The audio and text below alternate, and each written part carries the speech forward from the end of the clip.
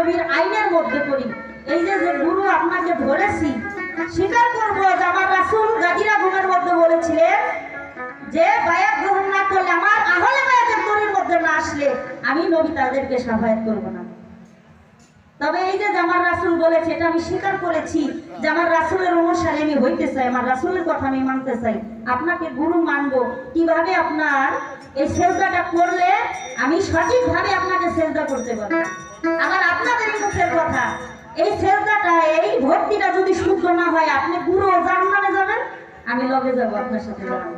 আমি জাহান্নামে ওলা যাইতে চাই। আমি শিষ্য, শিষ্য থেকে আপনার একজন কামেল ভক্ত হতে চাই। কিভাবে ভক্তি করলে আমাকে জাহান্নামে যাইতে হবে না, আপনাকেও যাইতে হবে না। আপনিও স্বর্গবাসী, আমিও স্বর্গবাসী। প্রথমে আমার একটা কাউন্টার, এবার আমি একটা গান দয়ালের কাছে।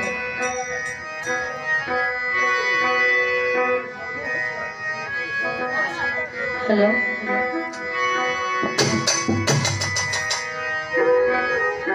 গুরু ধরিত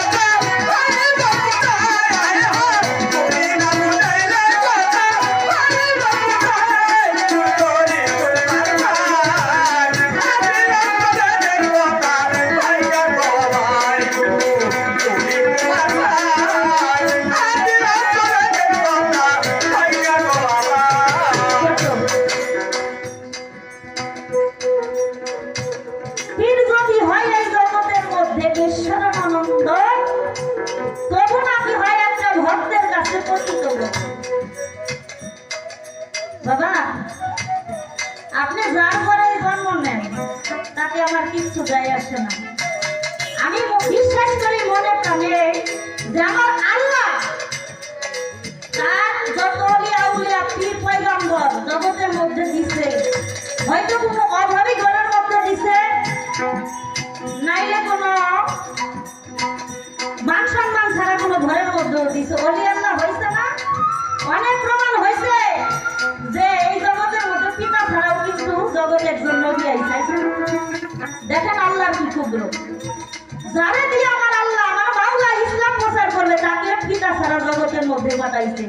বাবা পিতা ছাড়া জগতের মধ্যে কোনো সন্তানকে কেউ ভালো নজরে দেখে না, তার মতো দুঃখী তার মতো কষ্টপ্রাপ্ত মানুষ হয়ে জগতে কেউ থাকতে পারে না।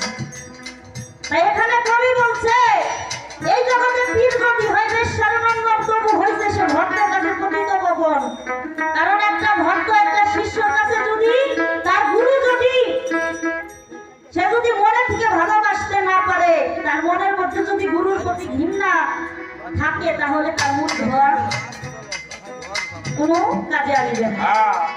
পীর ধরলে জানতে হবে আমার পীর কিছু না জানো তবু সে আমার দয়া।